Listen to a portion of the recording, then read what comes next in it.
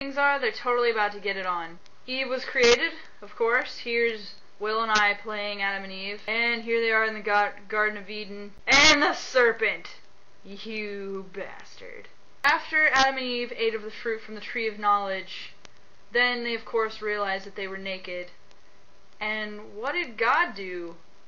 The first thing that he did, apparently, was flayed some animals and made clothing for them. And here's a nice little graphic depiction of that exact scene. I don't know exactly what's so funny about this, but I know that there's something. Just the fact that Adam and Eve are standing there crying and, you know, wearing their new clothes, by the way, didn't even thank God for making them clothes, in front of this altar with some sort of bloody animal upon it. I don't know. I find this hilarious. I just can't pinpoint why. And that leads to this, of course. The world's not safe, carved into a wooden door with 9 locks on it. I don't know if this is supposed to represent the present predicament or the future, but I'm fairly sure that there's no one out there that is this paranoid. If somebody can explain this to me, you know, be really grateful for it. So, this claims that venom was not harmful until after the curse, or the fall, or, you know, after God punished everything because Adam and Eve ate some fruit. But they posit 2 solutions, which is the changed use of chemicals that once had non-harmful functions at the creation changed to venoms after the curse, or revealed information, which is the potential to make venoms was built into the original creation, but not revealed until after the curse. Again, so God created these animals. In this case, let's just take snakes. So say God makes snakes with these horrible fangs that can inject venom into things.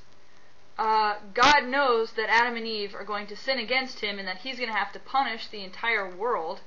So he makes the snakes with the ability to shoot venom into prey, but doesn't put it into effect after Adam and Eve have sinned against him, and then he has to punish everybody. So that's when the venom starts taking effect. I know before that I said that creationism is the lazy man's science, but does this to anyone else seem a little more complicated than it should ever be? Okay, this was a great one. So everybody loves to bring up, where did Cain get his wife? You know, it had to be an incestuous relationship. If there was Adam and Eve and then Cain and Abel, to produce, Cain basically would have had to have sex with his mother and reproduce with her. And they give great little arguments for this, such as, there wasn't as many deformities back then as there were now, because the population wasn't as big.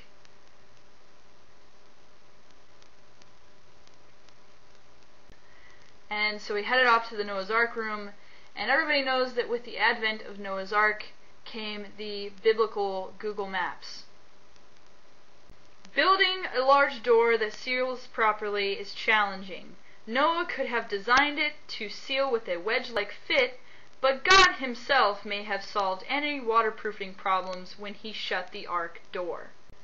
Why the fuck didn't God build the goddamn ark? If he's going to be worrying about watertight sealing, why didn't he fucking build it himself? He's God. And that way, they wouldn't have had to even explain the ark. Of course, because of Noah's flood, we also had the canyons that formed within days or hours. And I don't have a picture of it on here, but they also claim that the world formed into Pangea and then broke apart into the different continents in 5 to 7 months. Then we come to their explanation for how different animals got to different continents. When the flood destroyed the world's forests, it must have left billions of trees floating for centuries on the ocean. for centuries. Do you know how long it takes for a tree to break down in water? It's not very long. You're not going to have trees floating for centuries in water, no matter what kind of trees they are. These log mats served as ready-made rafts for animals to cross oceans. That's right.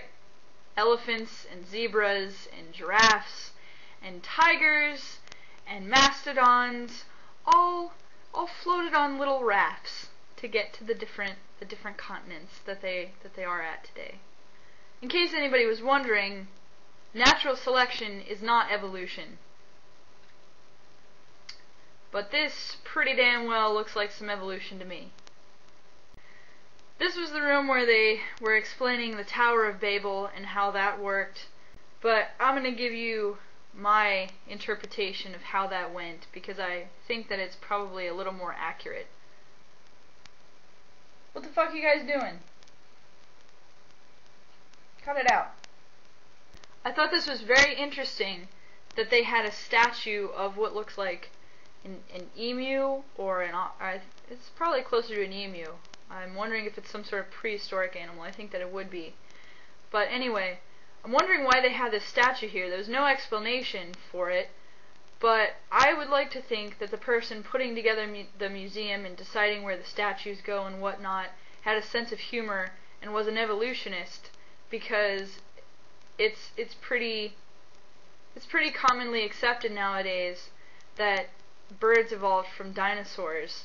And this statue here, I believe, harkens back to the beautiful transitional fossil of Archaeopteryx. So that was our day at the Creation Museum in pictorial form. I hope you enjoyed it, because I know I fucking did.